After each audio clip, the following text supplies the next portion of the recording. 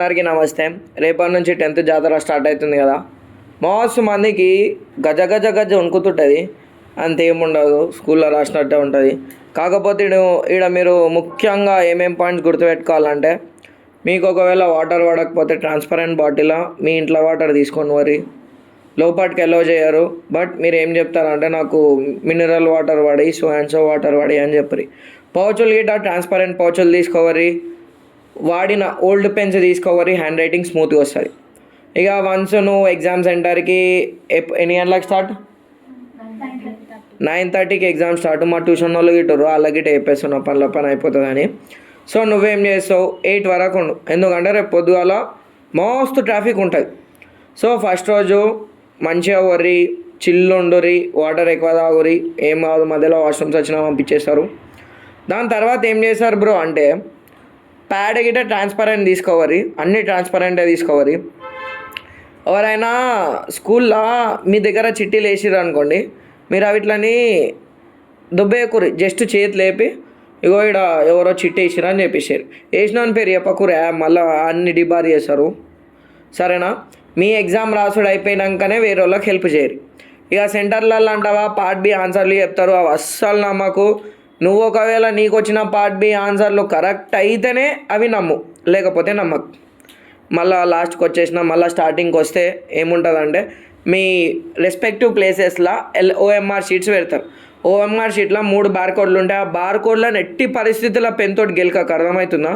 గెలికినావా కథ ఇక యాబ్సెంట్ అని పడుతుంది, లేకపోతే మాల్ ప్రాక్టీస్ అంటే చీటింగ్, వేరేది ఏదో ఒకటి పడుతుంది. ప్రతిరోజు మీ క్లాస్ రూమ్స్ బయట ఒక ఆయన టీ షర్ట్ వేసుకొని మంచి టక్ వేసుకొని బందోబస్తుగా తిరుగుతాడు, స్క్వాడ్ అని చెప్తారు. నమ్మురి స్క్వాడ్ అని చెప్పి, సరేనా? చీటింగ్ అంటారా, చేయకూరి. ఫస్ట్ మీకు వచ్చినాయి రాయరి. 10th ఉత్తాస్లా అంటే ఈజీగా పాస్ అయిపోతారు. ఎప్పుడు పాస్ అవుతారు? మీరు అన్న అటెంప్ట్ చేస్తే. లాస్ట్ ఇయర్ నా స్టూడెంటే ఒక ఆయన ఉండే మార్వాడైనా, పాప ఆయనకు తెలుగు లీటర్ రావు, కానీ ఏం చేసిండు, క్వశ్చన్ పేపర్ని తిప్పి ఏదేదో రాసిండు. 24 పేజీలు రాసిండు, 65 మార్కులు వచ్చినాయి. నువ్వు రాసే 3 గంటల ఎగ్జాము 2 నిమిషాలలో కరెక్ట్ చేస్తారు. So try to attempt each and every bit. దాని తర్వాత వచ్చేసి ఓఎంఆర్ షీట్కి వచ్చేసేది. వాళ్ళు ఇన్స్ట్రక్షన్స్ చెప్తారు, యాజ్ పర్ దట్ ఫిల్ చేయరు. మీ సిగ్నేచర్ ఒకటి ఉంటుంది, ఇన్విజిలేటర్ సిగ్నేచర్ ఒకటి ఉంటుంది. మీరు మళ్ళీ బుక్లెట్లో ఒకవేళ మినిమం 16 పేజెస్ నిండాలి, సరేనా? Maximum 24 pages. ఇక ఫస్ట్ 4 పేజెస్ పర్ఫెక్ట్ రాయరి, సోది లేకుండా ఏం లేకుండా. మీకు ఏదైతే ఆన్సర్ వస్తుందో అది రాయరి, క్వశ్చన్ నెంబర్ పెట్టి రాయరి, మార్కులు వేస్తాడు. ఎందుకంటే ముంగట 40 నెంబర్స్ ఉంటాయి, 1 2 3 4 40 క్వశ్చన్ నెంబర్స్ ఉంటాయి. అందులో ఫస్ట్ క్వశ్చన్కి ఇంత, సెకండ్ క్వశ్చన్కి ఇంత అని ముంగట వేసుకుంటారు. At the end of the day attender ఏం చేస్తాడు, ఆ మార్కులు చూసి సిస్టంలో ఎంటర్ చేస్తాడు, సరేనా? ఒక్క పేపర్ 3 చేశారన్న భ్రమ వదిలేసాయి. మన తెలంగాణలో దగ్గర 9 లక్షల మంది 10th ఎగ్జామ్స్ రాస్తారు. సో అర్థం చేసుకో, పేపర్లో నింపు. ఫస్ట్ 4 పేజెస్ పర్ఫెక్ట్ రాయి, ఈజీగా పాస్ అయిపోతారు. మ్యాథ్స్, ఫిజిక్స్, బయాలజీ ఆచితూచి ఎక్కువ చదవాలి. ప్రతి ఎగ్జామ్కి 4 రోజుల హాలిడే ఉంది. ఈ డిస్క్రిప్షన్లో టెలిగ్రామ్ లింక్, డ్రైవ్ లింక్స్ అన్నీ పెడతా.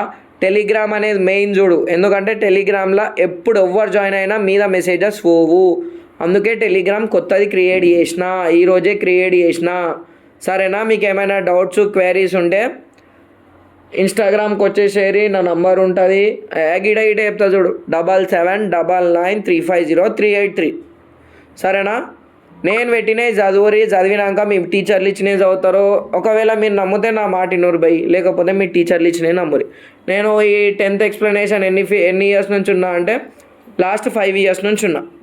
మ్యాథ్స్ గిట్ట నేను టిప్స్ అండ్ ట్రిక్స్ చేస్తా. అవే కాన్సెప్ట్లు నేర్చుకో, ప్రాబ్లంలు బట్టి కొట్టకు, అర్థమవుతుందా? ఈజీగా నేను చెప్పిన చదువుకుంటే బిలో యావరేజ్ జోన్కి గిట్ట 50+ వస్తాయి. నేను చెప్పేది 80 మార్క్స్కి కాదు, 60 మార్క్స్కి. పార్ట్ ఏ పేపర్ ఒకటే. పార్ట్ బి అంటావా కాన్సెప్ట్లు వస్తే అయిపోతుంది. ప్రతి ఎగ్జామ్కి 4 days హాలిడే ఇచ్చినందుకు మస్తు ఈజీ ఉంటుంది. ప్రతి ఎగ్జామ్ 3 సెట్లు ఉంటుంది, సెట్ ఏ, సెట్ బి, సెట్ సి. ప్రతి స్కూల్కి ఇన్ఫర్మేషన్ ఎన్ని గంటలకు పోతుంది అంటే, గవర్నమెంట్ వాళ్ళు మార్నింగ్ 6 AM పెడతారు ఏ సెట్ వస్తుంది అని. ఏ సెట్ వచ్చినా బొంగు మనకు ఫరకే పడదు, ఎందుకంటే మనం నేర్చుకునే వస్తే ఈజీ, నేర్చుకొని వస్తే హార్డ్. గింతే. నెక్స్ట్ వీడియోలో తెలుగులో ఏమేం చదవాలి, 6th క్లాస్ వాడు తెలుగు ఎగ్జామ్ రాసి ఎట్లా పాస్ అవుతాడని మా స్టూడెంట్స్ తోటి నేనే ఆడియోలో చెప్పి అప్లోడ్ చేస్తా. So try to listen each and every single point. All the best to each and every student. Try to attempt each and every question.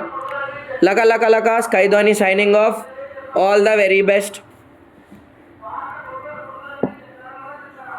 First 4 పేజెస్లో పర్ఫెక్ట్ వచ్చినాయి రాయిరి, రైటింగ్ పెద్దగా రాయిరి, ఎందుకంటే కరెక్షన్ చేసేటోళ్ళందరికీ సైటే ఉంటుంది. తర్వాత ఫస్ట్ మీది మీరు ప్రియారిటీ ఇచ్చుకోరి. వాళ్ళకి చూపెట్టాలి వీళ్ళకి చూపెట్టాలని టైం వేస్ట్ చేసుకోకూరి. సరేనా? థ్యాంక్ యూ అందరికీ. All the best. ఇగో ఈ వీడియో లింక్ రావాలంటే టీ అని ఇన్స్టాగ్రామ్లో కమెంట్ చేయరి, ఈ యూట్యూబ్ లింక్ వచ్చేస్తుంది. Bye bye.